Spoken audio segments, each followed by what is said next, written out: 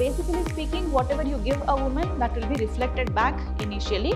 So later on, this feeling of love and hatred starts developing. She was still now looking at the mirror, then all of a sudden she turns back.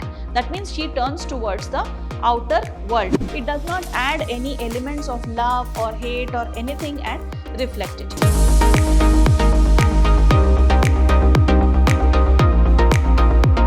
Hello everyone, I am Dr. Shalini, Professor of English, Vidhyaashram First Grade College, the Temple of Excellence, MYSURU.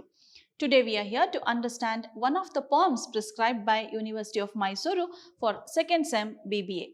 We are going to study Mirror, written by Sylvia Plath. Let us see what is there in today's module. We are going to understand about the poet, then the theme, then we'll move on to the summary and the literary devices will be understood, and at last we have few new words in this poem. So why delay? Let us start understanding about the poet Sylvia Plath. So she is Sylvia Plath and she is an American poet, novelist and a short story writer. Her works are actually kind of confessional kind of writings what she was writing. So she is credited with advancing the genre of confessional poetry. Means she used to confess something in her poems. That is what is seen here. That is the genre she was writing. Her best collection of works, that is the Colossus and the Other Poems and the Ariel. Okay. So the Colossus and Other Poems is one work and the Ariel is another work here. The Bell Jar was her semi-autobiographical novel. The Bell Jar has few elements of her life developments. Okay, so that is a kind of semi-autobiographical. So few elements were related to her life. And this poem, Mirror, she has written after the birth of her first child. Fine. So let us now move on to learn about the poem. So the theme that is about this poem, the woman in the poem looks into the mirror in an effort to find out who she is, but the mirror only reflects her exact image. The theme is self-reflection. So a woman is the speaker in this poem. She actually is, she's not the speaker, but she is one of the characters in this poem. So she looks into the mirror and she wants to know who she is. She wants to have an inner reflection, but that is not possible only with the mirror. She cannot do that retrospection. She just gets to know her exact image. Only a reflection she can see over there. So that is the basic theme of this poem, Mirror. So to begin with, we'll start with the first stanza. I am silver and exact. I have no preconceptions. Whatever I see, I swallow immediately, just as it is, unmisted by love or dislike. I am not cruel, only truthful, the eye of a little god, four-cornered. Most of the time I meditate on the opposite wall. It is pink with speckles. I have looked at it so long, I think it is part of my heart, but it flickers. Faces and darkness separate us over and over. So here, if you see, the mirror is speaking. That is the speaker of the poem. And here the mirror is actually personified by the poetess Sylvia Plath. It is given a form there. It is personified, I can say. So that is a literary device that is used over here. So here mirror is describing itself. That means silver and exact. So that outline is silver, right? And exact means whatever is given to me, I show it back. So that is exact. I have no preconceptions. That means it doesn't think about anything. It does not have anything in its mind. It is only showing what is given to it. Whatever I see, I swallow immediately. Fine, whatever comes to the mirror, it is actually swallowed immediately. Means it is only showing whatever is there, it goes into the mirror, means it is reflecting the same thing, that it doesn't change anything over there, just as it is. So however it is seen, like that only it is reflected, unmisted by love or dislike. It does not add any elements of love or hate or anything and reflect it. Whatever you see, you look back, isn't it? If you look at your face in the mirror, if the mirror, you don't even know whether the mirror loves you or dislikes you, isn't it? If the mirror loves you, will it show you beautifully? No. If the mirror hates you, will it show you very badly? No, nothing will happen. It just shows how you are. Fine. It is what matters is if you love yourself is what matters. Fine. So here you can compare this mirror to a woman. Fine. So woman also, whatever you give her, she reflects it back to you. That elements of love and hatred only she can add. So basically speaking, whatever you give a woman, that will be reflected back initially. So later on, this feeling of love and hatred starts developing. So coming back to this poem, I am not cruel, only truthful. So the mirror is not at all cruel, it is only truthful. Why truthful? Because it is reflecting whatever is shown to it, whatever it can see. The eye of a little god, four-cornered. So now it can be round or it can be a four-cornered also. So it can be a square mirror also. So it is just like an eye of a little god.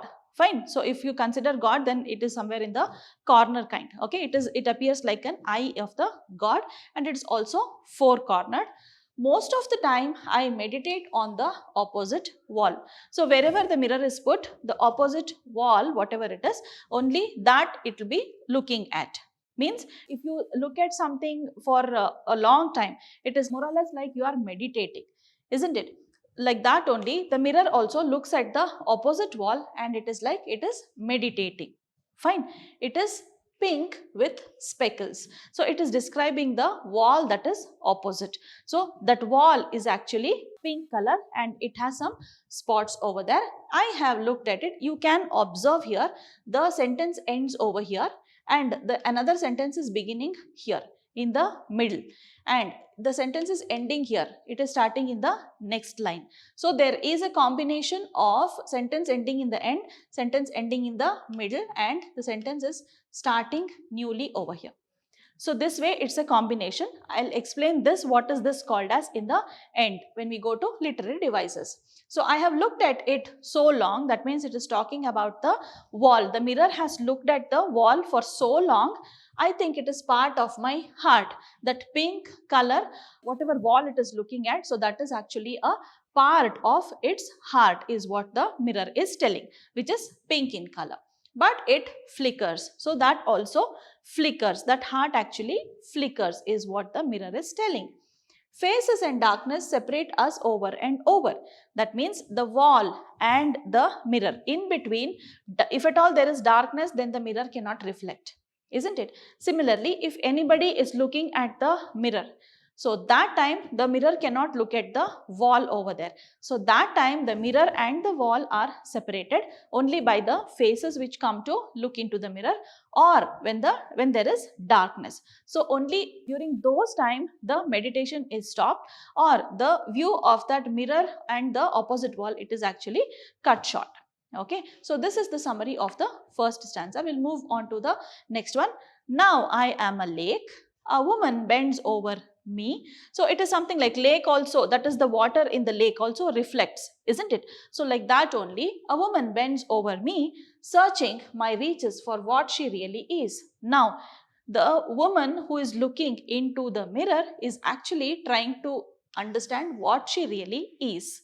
She wants to understand herself. She wants to look into herself, but she is not able to do it. So she wants to understand herself, and with that view, she looks into the mirror.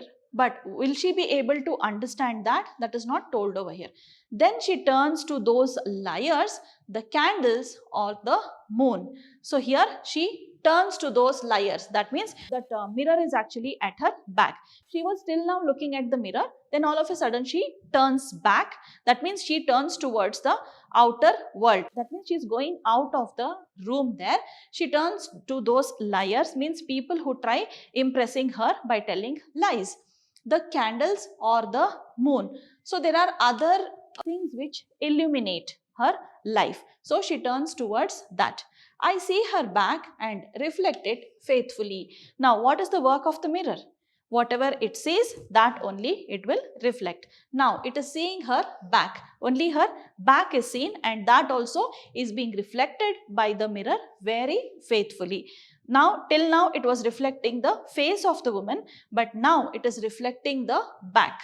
Okay, so she rewards me with tears and an agitation of hands. So she has already turned towards the liars. She gets to know what is the world. She gets to know. So she is not able to tolerate that. She starts crying because of those lies which she has seen.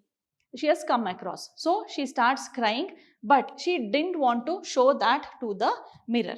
So she turns back. She is not able to understand what she is. So she feels bad. She turns towards the liars and she is not impressed by whatever they are doing. So she starts crying, and also the agitation of hands. Agitation means the wringing of hands. When you are tensed, you start wringing your hands, isn't it? Wringing means not R-I-N-G. It is W-R-I-N-G. Wringing means you hold two hands and you just do this. Okay, so you just do this when you are tensed, right? So that is called as wringing of hands. So she does that because she is very tensed.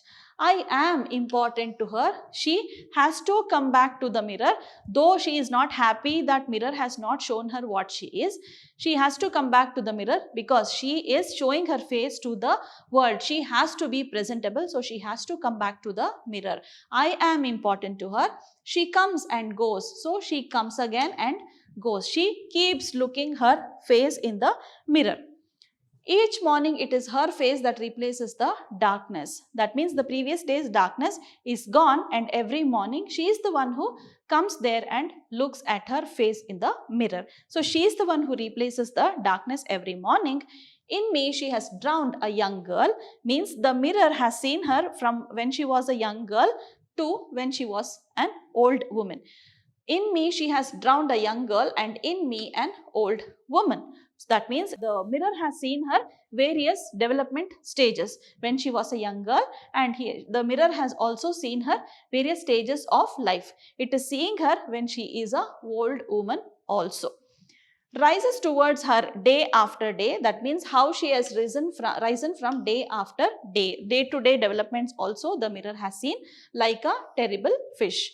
Like a terrible fish means the fish actually grows very fat and all. No? So poet is actually comparing the development of the growth of the fish.